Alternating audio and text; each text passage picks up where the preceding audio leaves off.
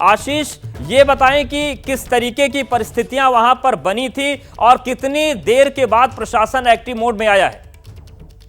जी देखिए, घटना की जैसे ही सूचना मिली है, जाहिर तौर पे ये फंक्शन हॉल है, थोड़ा सा बाहर की तरफ है कस्बे के, और जैसे ही इस फंक्शन हॉल में ये प्रार्थना सभा में धमाके की सूचना मिली, आग की सूचना मिली, इनिशियल जो इन्फॉर्मेशन पुलिस के पास आई थी 4 से 5 धमाकों की आई थी। हालांकि पुलिस कंफर्म कर रही है कि उनके पास 2 धमाकों की पुष्टि हो रही है।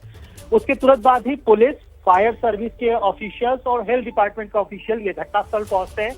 इंजर्ड्स को तुरंत इस हॉल से निकालकर अलग अलग अस्पतालों में पहुंचाया जाता है। सरकारी अस्पताल और प्राइवेट हॉस्पिटल में लेके जाया जाता है।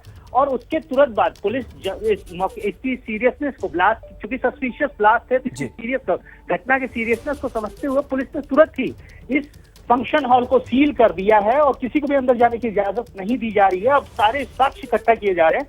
हमारे पास तो सूत्रों के से जानकारी मिली है, पुलिस के आला सूत्रों से जो जानकारी मिल रही है, उनको यहाँ पर एक आईईडी का सस्पिशियस आईईडी का शक है कि उससे ब्लास्ट को ट्रिगर किया गया है। रिमोट कंट्रोल से ये ब्लास्ट ट्रिगर किया गया। तो जाहिर तौर पे अब साफ हो चुका है कि इसको पुलिस इन्वेस्टिगेशन में एक टेरर एक्ट माना जा रहा है, क्योंकि आईईडी ब्लास्ट की पुष्टि हमारे सूत्र केरला पुलिस में जो है वो कर रहे हैं। उनको केरला पुलिस के जो सूत्र हैं उनका मानना है कि ये टाइम, बिल्कुल ये बड़ी बात आप बता रहे हैं आशीष कि इसको प्रथम दृष्टया ये मानकर चला जा रहा है कि आतंकी हमला है और घटना स्थल से आईईडी यानी कि इंप्रूव्ड एक्सप्लोजिव डिवाइस मिले हैं, कम तीव्रता के विस्फोटक का इस्तेमाल किया गया है। सूत्रों के हवाले से बड़ी खबर आ रही है। तो जैसा कि हमारे सहयोगी आशीष बता रहे हैं कि केरल ब्लास्ट पर इस वक्त की बड़ी खबर यह है कि मौके से आईईडी यानी कि इंप्रूव्ड एक्सप्लोजिव डिवाइस होने का शक है। ये घटना स्थल से मिला है। कम तीव्रता वाले विस्फोटक का इस्तेमाल हुआ, यहां पर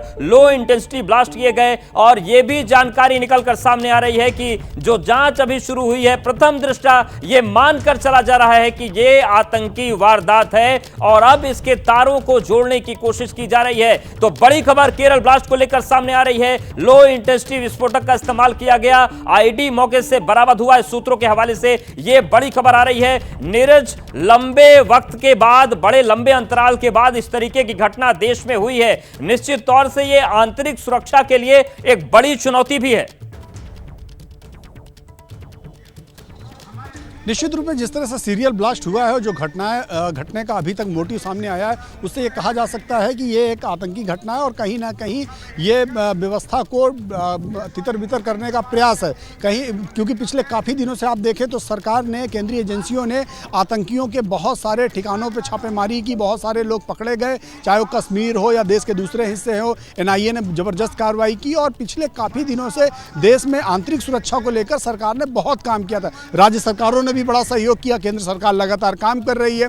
ऐसे में कुछ ना कुछ ये झटपटाहट कह सकते हैं आप, ये कहीं ना कहीं उनके अंदर की खींच कह सकते हैं आतंकियों की घटनाओं की।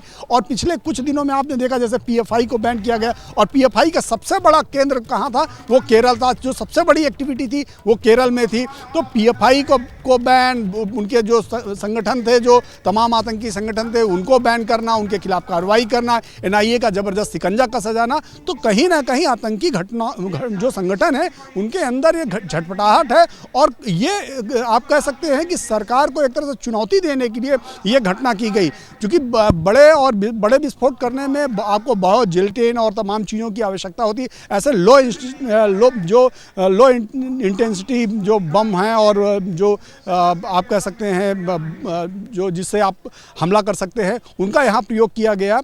ज़रूर इसे आप ज़्यादा हताहत भले ना हो, लोग घायल जरूर हैं, 35 से 40 लोग, अभी डेथ कैजुअलिटी सामने इतनी नहीं है, लेकिन ये सरकार की उन व्यवस्थाओं को चुनौती है जो लगातार आतंकी संगठनों के खिलाफ काम कर रहे हैं। गृह मंत्री अमित शाह इस समय खिलाफ लगातार एक्शन हो रहा है। आपके पास नीरज आएंगे।